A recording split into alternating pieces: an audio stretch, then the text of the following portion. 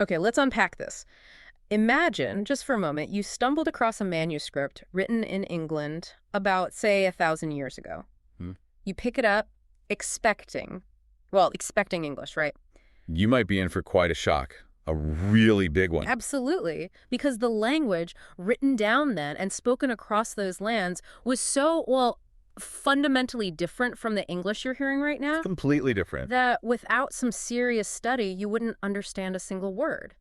It's not like reading Shakespeare, where the words are maybe a bit old-fashioned. No, not at all. Yeah. This is like trying to read a completely foreign language. Yeah. That sense of alienation, that strangeness is really key to understanding it. It truly was a different linguistic creature. And that's precisely our mission today on the Deep Dive. We've been digging through a stack of sources, articles, research papers, our own notes, all focused on the very earliest form of English, Old English, or as many of the sources call it, Anglo-Saxon English. And our goal is to take you on a kind of linguistic archaeology dig. Right. We want to uncover just how profoundly different Old English was, its sounds, its intricate structure, its core vocabulary. And figure out what that tells us about the incredible, sometimes baffling journey the language took. Yeah, to become the global giant it is today. And you might be asking, why should I care about a language that hasn't been spoken conversationally for, nearly 1,000 years? It's a fair question. Well, because buried within Old English are the deep, sometimes hidden roots of the language you use every single day. Exactly. Understanding where it came from gives you a whole new perspective on your own linguistic inheritance. Get ready for some surprising aha moments about the history embedded in your everyday speech. So let's jump right into that strangeness. Right. The sources make one thing crystal clear from the outset. Old English was not just, an archaic version of modern English. No, it operated on entirely different grammatical principles. Right. It wasn't just a matter of different words. The whole architecture of the language was different. The architecture, yeah. Exactly. Our sources emphasize that Old English was what linguists call a synthetic language. Okay, synthetic. What does that mean in practice? It means it relied heavily on word endings or inflections to signal the grammatical function of words in a sentence, showing relationships like subject, object, possession, that sort of thing. So like who's doing what to whom or where something is was indicated by a change in the ending of the word itself. Precisely. You can think of languages like Latin or German today, which still have quite a few inflections. Right. And this stands in stark contrast to modern English, which is overwhelmingly analytic. Which means? We show those relationships primarily through fixed word order, subject, verb, object, and helper words like prepositions of, to, from. The word forms themselves, they rarely change much. So the order of words in a sentence in Old English was much more flexible than it is today. Much more flexible, yeah. Because those endings did the heavy grammatical lifting. Exactly right. That flexibility is a hallmark of synthetic languages. And our sources also give us a quick snapshot of where this language actually came from. It wasn't just invented, obviously. No, it evolved. It was born from the West Germanic dialects, spoken by the Angles, Saxons, and Jutes. The groups who migrated to Britain. Right. Around 449 A.D. is the traditional date. Now, these dialects were closely related, apparently mutually understandable. Okay. And they eventually merged into the language they called English. English. Okay, that sounds a bit more like it. So you've got these Germanic tribes arriving, bringing related dialects that fuse together into this inflected language. Yeah. What about how it sounded? And how is it written down? Well, according to the research notes, Old English spelling was generally much more phonetic than what we grapple with today. Oh, thank goodness. None of the modern off madness, like through, though, tough. Generally, no. Words were typically pronounced closer to how they were written, but it's important to note there weren't the kind of strict standardized spelling rules we have now. You'd see variation between scribes. Okay, so more phonetic, but less consistent, maybe. Sort of, yeah. And in terms of writing systems, the early inhabitants sometimes used runes. Runes, right. Those angular letters. Exactly. But a monumental shift occurred with the introduction of Christianity, which really took root starting around 597 A.D. Okay. Missionaries, particularly from Ireland, brought the Latin alphabet, and this gradually replaced the runes for writing English. So the alphabet we're reading and writing with right now is basically a direct legacy of those early Christian missions. That's That's fascinating. It certainly is. And the sound system itself was richer than ours in some ways. Richer how? The sources describe a vowel system with 7 single vowels and 3 diphthongs, those sliding vowel sounds like in boy or loud. Okay. And crucially, each of these had distinct, long, and short versions. So more distinct vowel sounds available to speakers than we generally use consistently today. That's the idea. More tools in the phonetic toolbox, you could say. More vowels and pronounced closer to how they're written. That sounds almost simpler in some ways. In terms of spelling to sound, maybe? But you mentioned the real strangeness the synthetic beast was in the grammar. Let's dive into that. Absolutely. This is where the fundamental difference from modern English becomes most apparent. It's quite a jump. Okay, hit me with it. Just how complex was it? Give us some examples. Right, let's start with nouns. In modern English, a noun mainly changes for plural, right? Cat, cats. Maybe possession, cats. Oh, yeah, pretty simple. Well, in Old English, nouns changed based on number, singular, plural, and 4 different cases. 4 cases, like we see in German or Russian today, marking grammatical roles. Exactly like that. You had the nominative for the subject, genitive showing possession like of the stone or the stones. Okay. Dative, often for the indirect object or after certain prepositions, kind of indicating 2 or 4 something. Right. And accusative for the direct object, the thing being acted upon. 4 distinct roles marked on the noun itself. Okay, and adding another layer of complexity. Yeah. Brace yourself. Old English nouns also had grammatical gender, masculine, feminine, and neuter. Grammatical gender, okay, like French or Spanish. Sort of. But here's the kicker, Oh. and the sources really highlight this as counterintuitive for us. Go on. This grammatical gender was often not based on natural gender or even logic. It was arbitrary. Arbitrary how? Well, the word for stone, stan, was masculine. Son, was feminine. Child, healed, was neuter. That maybe seems okay. Maybe. But the word for woman itself, wifman, or even wef, could be treated as grammatically masculine or neuter, depending on the context or specific form. Wait, the word for a woman was grammatically masculine or neuter. That must have been incredibly confusing to get your head around. It feels completely arbitrary from our modern perspective, doesn't it? Totally. It was based on the historical development of the word's grammatical class, not its meaning. So you combine number and case, and sometimes factor in gender, or whether a specific article like the was used. Okay. And a single noun could have up to 8 distinct forms. Mm-hmm. Maybe even more in some paradigms. 8 forms for one noun. Just one word, like stone. My head is starting to spin already. Modern English has, what, 2 or 3 max? Exactly. And that's just nouns. Wow. Adjectives. Adjectives were arguably even more complex. Oh, no. How? Well, they didn't just sit next to the noun unchanging like they do for us. Big is always big. Right. Old English adjectives changed their form. They declined based on the case, number, and grammatical gender of the noun they modified. Seriously.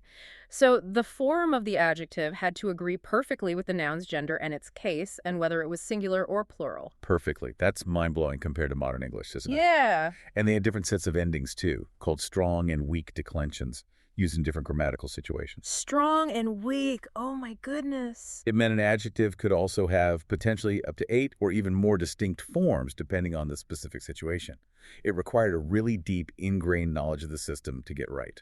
Okay, nouns and adjectives are seriously complicated. What about verbs? Please tell me verbs were simple. Oh, not exactly simple. Maybe less complex than nouns and adjectives in terms of the sheer number of categories they had to agree with. Okay, that's something. Old English verbs primarily had 2 main tenses, present and past. Just 2. Present and past. That sounds easier. Well, yes, but they had many, many different forms within those tenses, depending on the person I, you, Heshite, and the number. Number meaning singular or plural. Singular, plural, and as the sources mentioned, even a special dual form. A dual form? What for? For referring specifically to 2 people, just 2. So we 2 had a different pronoun and verb ending than just we, meaning more than 2. Yes, exactly. A special form just for pairs. It's quite unusual from our perspective. Wow. And the research notes provide a great example with the verb ruden, meaning to ride. Okay, to ride. In modern English, we use maybe 5 forms, right? Ride, rides, rode, riding, ridden. Yeah, 5 sounds about right.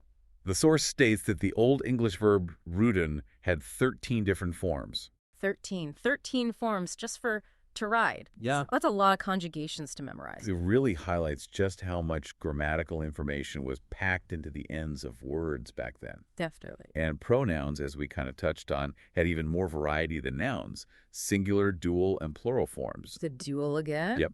Plus gender distinctions in the third person singular. And they also decline through all the cases. Lots of forms for he, she, it, they. So the overall picture is this incredibly complex, highly inflected language where the endings were absolutely crucial. They were everything. Which meant word order could be relatively flexible. That's right. And it sounds unbelievably complex to master compared to today. It certainly was by modern standards. And understanding this complexity gives us a crucial insight into how English evolved. How so? Well, the sources describe these linguistic periods. You have the period of full inflection, that's Old English, where all these endings were pretty robust and clearly pronounced. Then came the period of leveled inflection. That's Middle English, think Chaucer, where many of the endings started to blur together and simplify, often reducing just to a simple E sound. Ah, they started to sound the same. Exactly. And finally, the period of lost inflection, that's Modern English, where most of those endings disappeared entirely. Right. So as those distinct endings became less clear or just vanished, the language had to find another way to show grammatical relationships, like who did what to whom. Precisely. The loss of those inflections directly led to the necessity of developing a much stricter, fixed word order subject-verb-object. Because you couldn't rely on the word ending anymore to tell you if stone was the subject or the object? You got it. That shift is really one of the most fundamental changes in the whole history of English. Okay, so the grammar was this fascinatingly complex synthetic system. What about the words themselves, the vocabulary? How much of that original Old English vocabulary is actually still with us? Well, the core vocabulary of Old English was overwhelmingly Germanic. That reflects its origins, right? Right, from the Angles, Saxons, Jutes. What a really striking feature, especially prominent in Old English poetry, was the importance of word compounding. Compounding, you mean like creating new words by sticking two existing words together, like blackbird or teapot? Exactly like that, but they did it constantly and very creatively. It was a highly productive way to build new vocabulary, particularly for abstract concepts or descriptive terms, often using metaphor. Metaphorical compounds. Yes, the sources highlight the frequent use of kennings, which are essentially metaphorical compound nouns. Oh, kennings are wonderful. I've heard of those. Can you give us some examples from the sources? Oh, they're very evocative. Yeah. Really paint a picture. You find terms like hronred, Which means? whale road or whale path to mean the sea, Whale path for the sea. I like that. or hifon candle, sky's candle, for the sun. Sky's candle. Nice. Berulioma, battle flasher or battle light for a sword. Battle flasher. Wow. Or Wulderseening, glory king, often used for God. It really shows a different way of seeing and describing the world. It really does. Very poetic. And the epic poem Beowulf, which is just over 3,000 lines long, is absolutely packed with them. The sources note there are 10,069 distinct compound words in Beowulf alone. Over 1,000 compound words in just one poem. That really underscores how central this was to the vocabulary and the poetic style. Absolutely. But you mentioned something earlier that's quite startling about how much of that original vocabulary didn't survive. Ah, yes. This is perhaps one of the most incredible facts our sources highlight about the history of English vocabulary. Okay. They state that approximately 85% of the original Old English vocabulary was lost and replaced over time. 85%. That's almost every word. So if I looked at an Old English dictionary, I'd only recognize about 15% of the words? Roughly speaking, yes. Think about that scale of loss. It's massive. Where did it all go? Why? This wasn't just words fading away. It was a huge replacement process, primarily driven by borrowing from other languages. First, Latin, to some extent, and then, most significantly later, from French, after the Norman conquest in 1066. That really changed things. Ah, the Norman conquest. Right. So the Germanic core that did survive consists mostly of very basic, fundamental, often monosyllabic words. Like what? The ones you use constantly without even thinking. Words like house, man, go, eat, that, eat, eat. The real nuts and bolts of the language. So the building blocks survived, but the vast majority of the more complex or descriptive vocabulary got swapped out. Largely, yes. Yeah. That's a fundamental reshaping of the language's word stock. It really was. It helps explain why modern English has such a deep vocabulary, right? Often with layers of synonyms. Exactly. You often have a basic, maybe blunt Germanic word alongside a more formal Latin or French equivalent. Think ask versus inquire or begin versus commence. Right. And while later periods saw this massive influx, the sources also point out that even Old English itself, this early Germanic language, was pretty practical and open to borrowing words from certain sources during its own time. Okay, so it wasn't totally isolated even before the Normans. Who was influencing Old English vocabulary back then? Well, there was some limited influence from Celtic, though language is spoken by the original inhabitants of Britain before the Anglo-Saxons arrived. Limited. Why limited? The influence is mostly seen in place names. Names like Thames, London, York, maybe Leeds, Lincoln have Celtic roots.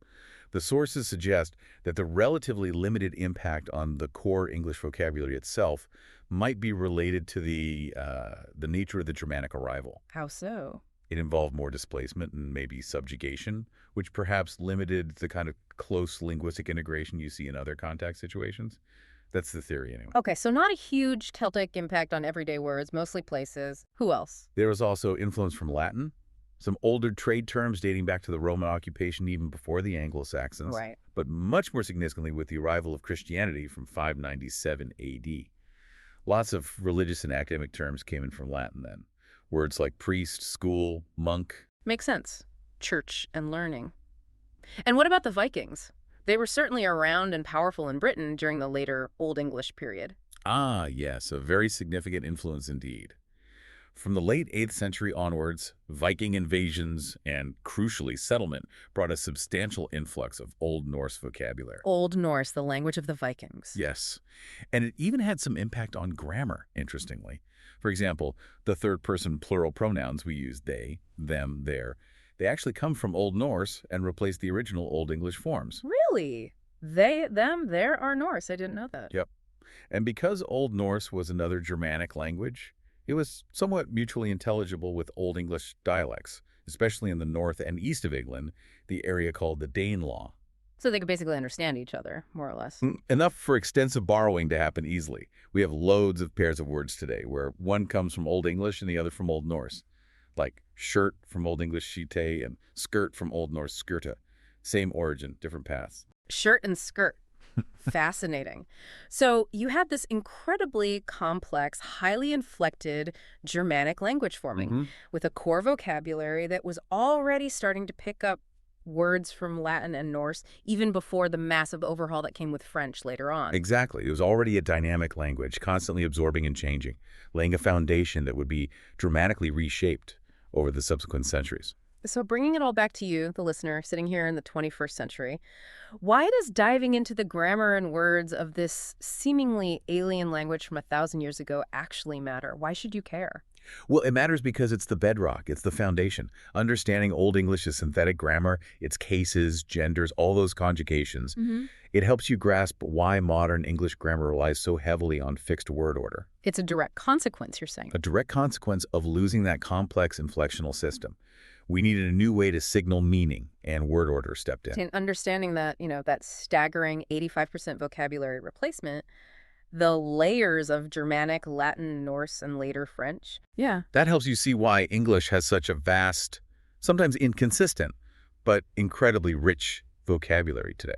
Absolutely. The language you speak isn't some single clean structure. It's more like a complex geological formation, with Old English as the deep, ancient layer underneath everything else. That's a great analogy. And it's also important to remember that the foundational texts of English literature, the very beginnings of sustained writing in English, were created in this language. Despite its challenges. Despite its challenges. Texts like the Anglo-Saxon Chronicle, the earliest continuous history of England written in English, started by King Alfred the Great. A huge historical source. And of course, the great epic poem, Beowulf. Both were composed and originally read in this challenging, inflected tongue. It's amazing to think that the language of whale pav and 13 verb forms for to ride gave us these incredible historical and literary treasures. It really speaks to the resilience and adaptability of the language, even in its earliest, quite different form. So to sort of wrap up this deep dive into Old English, we've journeyed through its distinctly non-modern features.